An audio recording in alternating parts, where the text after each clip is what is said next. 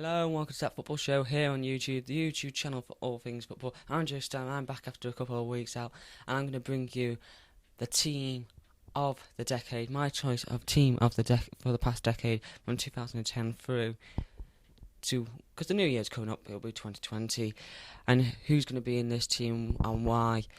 And yeah, it's going to be an interesting video to discuss like the team. There's going to be some choices, and ignore the fact that I'm wearing a Liverpool jacket. You'll be surprised that there isn't many Liverpool players in this team of the decade. I'm not completely biased in my footballing views and opinions. So in goal, I've got David De Gea, Manchester United goalkeeper. Could have quite easily gone for Alisson Becker, just for a bit of controversy in this video, but because of the way he started Liverpool, he's done well, but obviously he's not been there for the full decade. And I think what David De Gea has done at Manchester United throughout the decade, he's been maybe last season and the season before his standards dipped a little bit, but he's been a solid goalkeeper as a whole for Manchester United for the decade. He won the league in 2013, Sir Alex Ferguson's last season, and he's won the Golden Gloves a couple of times. When he first came in at Manchester United, there was question marks over him being a successor to Edwin van der Sar. Van der Sar was a fantastic goalkeeper, one of the best goalkeepers of all time, and De Gea's come in, and he looked shaky, he looked fragile at first, but then and you could argue maybe some of his mistakes cost him the title in 2012, which ultimately ended up at the Etihad and Manchester City being the champions. But I think he sorted himself out, confidence-wise, ability-wise. He boosted himself up. He's made himself stronger. He's learnt his skills, developed into one of the best goalkeepers in the world, one of the top 5 goalkeepers in the world, in my opinion. Yes, okay, Manchester United struggled recently, but that's more down to their defence than the goalkeeper himself. So yeah, he makes my team of the decade for his performances. This is solely based on Premier League performances, not other cup competitions as well. So on the Premier League there, I think he makes it in the spot as goalkeeper. I think right back, there's not many choices out there, to be honest, for right back. I suppose you could argue with Cesar Azpilicueta, but I'll get back onto why he isn't in right back in a minute and why he isn't in the team. My choice is Pablo Zabaleta. He was fantastic for Manchester City, won 2 Premier League titles, scoring in that dramatic game against QPR on the last day of the season in 2012, and also being part of the title-winning side in 2014. He's been solid for Manchester City. He'd been at them throughout the decade until 2016-2017 season, when he went to West Ham, had a season or two there, and then obviously went back to his native Argentina, if memory serves me correctly. But he was never present in that Manchester City side throughout the decade until his last season, where age was obviously getting to him and Guardiola was trying to bring in new players. I think he played well for the whole. Was a key player in the title-winning side. Not to mention, obviously, I mentioned that he scored in the last game of the season, so he comes into their centre-backs. I've gone for John Terry at Chelsea, captain, leader, legend there. He was fantastic throughout the decade. He would have been in my team of the previous decade as well.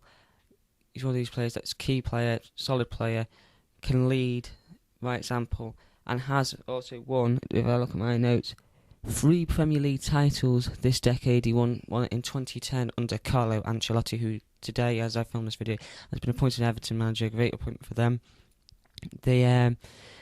He also won the title in 2015 under Jose Mourinho, on Mourinho's return to Chelsea in his second season, and he also won the title back in 2017 under Antonio Conte, and obviously he's led Chelsea by example. Been a great example for Chelsea. Led from the back, been solid for them at the back. Clean sheets plenty. He also contributes to lots of goals as well. He's been a real leader for that football club. Yes, there's been controversy with him off the pitch, but you take that away, and his performances on the pitch far outweigh that. Partnering at the back is Vincent Kompany, Manchester City legend. He's getting a statue, and obviously broke Liverpool fans' hearts and my heart last season with that goal against Leicester City from 25-30 yards out. Don't know how he did it. 1 in a million strike, but unbelievable strike from Vincent Kompany. He won the title on 4 separate occasions this century. 4 separate occasions. He won it in 2012, captaining the side to each of the titles this century. This decade, sorry, not century. I'm sorry, apologies. This decade. I suppose century as well, yeah. He won the title in 2012 with them, scoring a crucial goal against Manchester United in what was one of the penultimate games of that season. Whoever won that Manchester derby would likely go on to win the title, and City did, obviously, on goal difference in the last game of the season. After that, a stunning strike from Sergio Aguero. Then, obviously he won the title in 2014, scoring on the last day, remember that, against West Ham to help them secure the title after Samir Nasri opened the scoring. We also had goals from, and he obviously won the title, in 2018 and 2019. And to left back, it says Azpilicueta, yes, right back by trade. But I've got Pablo Zetaleta in right back. It needed to be Azpilicueta, left back, who he won a title a couple of times with Chelsea this decade as well. And he's been solid performances, and he's obviously leading the club now. In midfield, I'm going to go for what some people might consider a controversial option, Steven Gerrard. He's not just in the team because he's my hero, the man that I idolise since I was a young lad, but he's in the team. Yes, he hadn't won the Premier League title, and yes, he left Liverpool in 2015, so he's only played for the club for half a decade. But he led by example for this football club. He drove them forward. They were in touching distance to the title. He's become one of the most highest records appearance holders for Liverpool. He led the club well, so obviously he gets in there for me. And his ability to score goals, and he played so many different roles for the club this decade under different managers. He has to be in there. Partnering him in midfield, because I've got midfield three, it's Frank Lampard. Set the Chelsea's club record goal scorer, beating Bobby Tamlin's record with 2 strikes away to Aston Villa back in 2012. Fantastic performances. He obviously went on to New York City and then played for Manchester City as well, scoring against Chelsea in 2015. But I think, Lampard did well at Chelsea. He's also won a couple of Premier League titles as well. Led in the middle of the park. I know this is strictly on Premier League, but he also helped them the Champions League glove in 2012. So my choice isn't affected by the Champions League, but I just wanted to put that out there that he did win. And he's won everything in the game, so he's got to be in there. Another choice in midfield is David Silva. He's been fantastic for Manchester City again this decade. He won the title 4 times as well, along with Vincent Kompany. It's been ever pleasant. He's captain of City in his final season. I could have gone for other options in midfield. I could have put James Milner in there. I could have put, for his ability at Manchester City, Villa and Liverpool throughout this decade, he's been fantastic.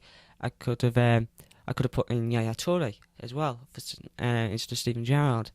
But for me, Gerrard and Lampard should be in there.